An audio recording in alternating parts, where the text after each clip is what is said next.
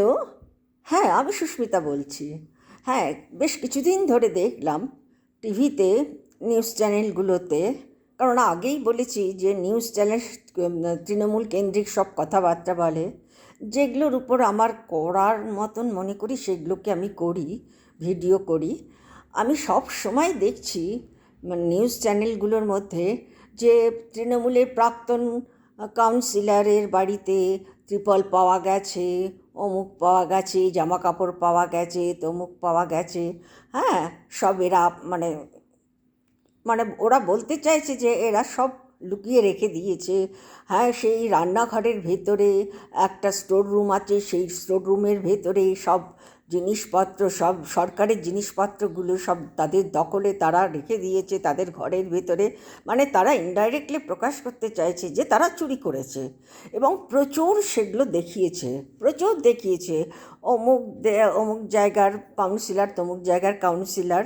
কিন্তু একজন এমএলএ যে নিজে ভিডিওটা করতে বাধ্য হয়েছে, যেই ভিডিওর মাধ্যমে যে পুরোপুরি আমি গেসিং করেছি, কিন্তু তবুও তার মুখ থেকে শুনে আমি ডিটারমাইন্ড হয়ে গেছি যে একদম আমার গেসিংটা সম্পূর্ণভাবে ঠিক। যে সেটা হলো, যখন তৃণমূলের শাসন ছিল, এই মাস দুয়েকও হয়নি, তার আগে পর্যন্ত, হ্যাঁ, সব প্রাক্তন বিধায়কদের ঘরে বা এমএলএ যারা তাদের ঘরেতে বা কাউন্সিলরদের ঘরেতে প্রচুর ত্রিপল আরও কিছু জিনিসপত্র, ত্রিপলটাকে বিশেষভাবে মেনশন করছে, জামা কাপড় জিনিসপত্র প্রচুর রেখেছে। হ্যাঁ, এবং তারা ইনডাইরেক্টলি প্রকাশ করছে তারা চুরি করেছে, এবং কোনো জায়গায় আমি এটাও শুনেছি যে চুরি করেছে। হ্যাঁ, এবারে আমার বক্তব্য হচ্ছে, একটা মানুষ দিনের পর দিন চুরি করে ঘরের ভেতরে কী করে রেখে দিতে পারে, তাও আবার এত বড় বড় জিনিস, ঘর ভরা জিনিস, এবং সেটা কিনা প্রাক্তন বিধায়ক বা প্রাক্তন কাউন্সিলরদের ঘরেতে। একজন না, দুজন না, প্রচুর দেখালো সেগুলো। তাদেরকে ধরেছে, গ্রেপ্তার করছে। শুধু জিনিসপত্র সম্পর্কে চুরি করেছে বলছে না, তারা সেই কাউন্সিলরদেরকে গ্রেপ্তার করে নিয়ে চলে যাচ্ছে, আর তো জেলে তো ঢোকাচ্ছেই। জেলের কথা আর আলাদা করে কি বলবো। তা যেই একজন এমএলএ পোস্ট করে বলল, যে সেটা হলো, আমি আরও প্রত্যক্ষ করলাম যেটা, সেটা টিভিতে দেখা সত্ত্বেও আমি সেগুলোকে বিশেষভাবে গুরুত্ব দিইনি, বা সেটার উপরে আমি প্রথমে বিশেষভাবে করিনি, কিন্তু দেখলাম যে এইটা এতটা উপরে চড়ে গেছে, এবং ক্রমাগত যে তৃণমূলের লোকগুলোকে বা কাউন্সিলরদের বা বিধায়কদের বা মন্ত্রী নেতাদের যে গ্রেপ্তার করে করে জেলে ঢোকাচ্ছে, এটা আমাদের কাছে একটা বিভিন্ন রকম একটা রিজন শো করে। ও অমুক চুরি করেছে, ও দুর্নীতি করেছে, ও কাটমানি করেছে, ওর কাটমানি রয়েছে, ও তোলাবাজি করেছে, ও গুন্ডামি করেছে, কিন্তু নিজেদেরটা কিছু বলছে না। ভালো কথা, খুব ভালো কথা। যে বলেছেন, হ্যাঁ, প্রাক্তন প্রাক্তন একজন এমএলএ বলেছেন যে যে যে সেটা হচ্ছে দক্ষিণ বিধানসভার একজন প্রাক্তন মন্ত্রী ছিলেন, সেটা হলো কৃষ্ণনগরে, নদিয়াতে।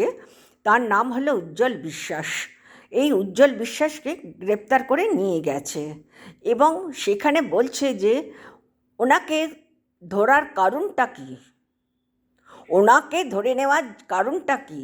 কারণ কিছুই না, তাদের একটা এখন রীতিতে বা তাদের নিজস্ব স্বেচ্ছাচারিতার উপর নীতি তৈরি করে তারা এগুলো করছে।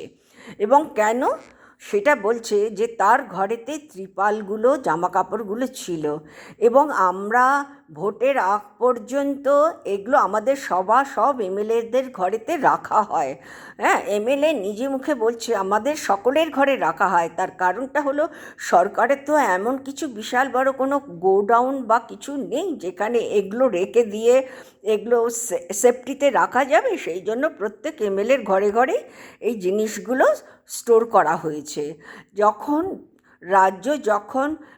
বিজেপির আওতায় চলে গেল, তখন থেকে তারা একের পর এক মানে ধীরে ধীরে কারণ তখন 1 মাসের মধ্যে তাদের এগুলো হ্যান্ডওভার করা খুব কঠিন হয়েছিল। তার কারণটা হলো সেই মুহূর্তে তাদের মানসিক পরিস্থিতি বা দলের পরিস্থিতি অন্যরকম ছিল, সেই জন্য। কিন্তু তবুও উনি বলছেন যে আমরা যখন দেখলাম যে এই জিনিসগুলো আমরা কেন রাখতাম, এই জিনিসগুলো আমরা স্টক রাখতাম, কখনো বন্যা হচ্ছে, কখনো পুজোর জন্য, কখনো ঈদের জন্য আমরা গরিব দুঃখীদের এই ত্রিপল, জামা কাপড়, লুঙ্গি সব আমরা গরিবদের ডিস্ট্রিবিউট করি। সেই হিসেবে আমাদেরকে স্টক রাখতে হয় এবং স্টকগুলো রাখার মতো সরকারের নিজস্ব কোনো জায়গা নেই। সেই জন্য সব এমএলএদের বাড়িতে তারা সরকার রাখতে অনুমতি দিয়েছে। এখন যেহেতু বিজেপির ক্ষমতায় বা দখলে চলে গেছে রাজ্য, সেই হিসেবে আমাদের এগুলো হ্যান্ডওভার করতে হবে। এখন হ্যান্ডওভার করতে গেলে বিডিওর কাছে তো জানাতে হবে, বিডিও এসডিওর কাছে জানিয়ে যে জিনিসগুলো আপনারা নিয়ে যান।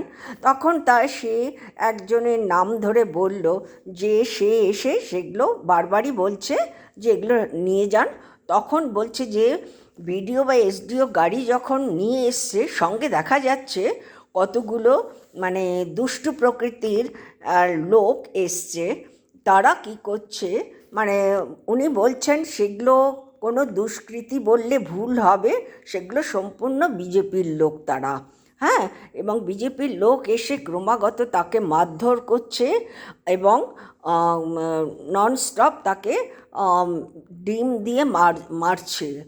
এখন উনি সেই এমএলএর মহিলা বললেন যে আমি কেন আপনারা এসব করছেন, এসব কেন করছেন, উনি কি চুরি করেছেন? এগুলো তো হ্যান্ডওভার করার জন্য আপনাদেরকে ডেকে পাঠানো হয়েছে, আপনারা কেন মারধর করছেন এগুলো? হ্যাঁ, তারপরে আলটিমেটলি তাকে উজ্জ্বল বিশ্বাসকে ধরে নিয়ে চলে যায়। যখন ধরে নিয়ে চলে যাচ্ছে পুলিশ, তখন বলছে ওনাকে আপনি গ্রেপ্তার করছেন কিসের জন্য? কোন অধিকারে আপনি ওকে গ্রেপ্তার করছেন? ও তো আপনাদের হাতে হ্যান্ডওভার করার জন্য ডেকেছে, আপনি গ্রেপ্তার করছেন কেন? পুলিশ সঙ্গে নিয়ে এসছে। পুলিশ বলছে না, ওনাকে বাঁচানোর জন্য। বলে বাঁচানোর জন্য আপনি কে বাঁচাবেন? আপনি আগে দুষ্কৃতীদের ধরুন, আপনাদের বিজেপির লোকদের ধরুন, যে মারধর করছে তাকে ধরছেন না। আপনি কি করছেন? একজন এমএলএকে ধরে নিয়ে চলে যাচ্ছেন, একজন মন্ত্রী, প্রাক্তন মন্ত্রীকে ধরে নিয়ে চলে যাচ্ছেন। আজ এই ঘটনাটা সম্পূর্ণভাবে কতটা মানে চাউ হয়েছে, অর্থাৎ ছড়িয়েছে আমি জানি না, সেটা আমার খুব খারাপ লেগেছে যে এতটা দুর্নীতি মানে আজ বাংলার মধ্যে চলছে। সেটা মানে সত্যি খুব দুঃখজনক এবং কষ্টজনক ব্যাপার, এবং এর প্রতিকারের ব্যবস্থা অবশ্যই সবাইকেই করতে হবে। এর প্রতিকার কী হবে, কিভাবে করা যাবে? এবং আমি সবচেয়ে আমার বক্তব্য সরকারের কাছে, আপনারা যেভাবেই হোক দখলে এসছেন ঠিক আছে, কিন্তু আপনারা যে দখলে এসছেন এই রাজ্যের লোকেদের থেকে ভোট নিয়ে তো, হ্যাঁ, আজ সেই লোকেদেরকে আপনারা মারধর করছেন, মেরে ফেলছেন। সে কি অপরাধ করেছে? আপনাদের 5 দানা ভাত বেশি খেয়েছে, না আপনাদের গায়ে 1 ফোঁটা আঁচ দিয়েছে যে আপনারা অন্যায়ভাবে এদেরকে ননস্টপ ধরে নিয়ে চলে যাচ্ছেন? এর প্রতিকার একমাত্র বাংলার জনগণ, বাংলার জনসমাজ করতে পারবে, এবং আপনারা অবশ্যই এর প্রতিকারের ব্যবস্থা করুন, এবং সেটা যাতে শান্তিপূর্ণভাবে হয়। কেননা এইগুলো যেগুলো চলছে রাজ্যের মধ্যে খুব অন্যায়, ঠিক না। নমস্কার, ভালো থাকবেন।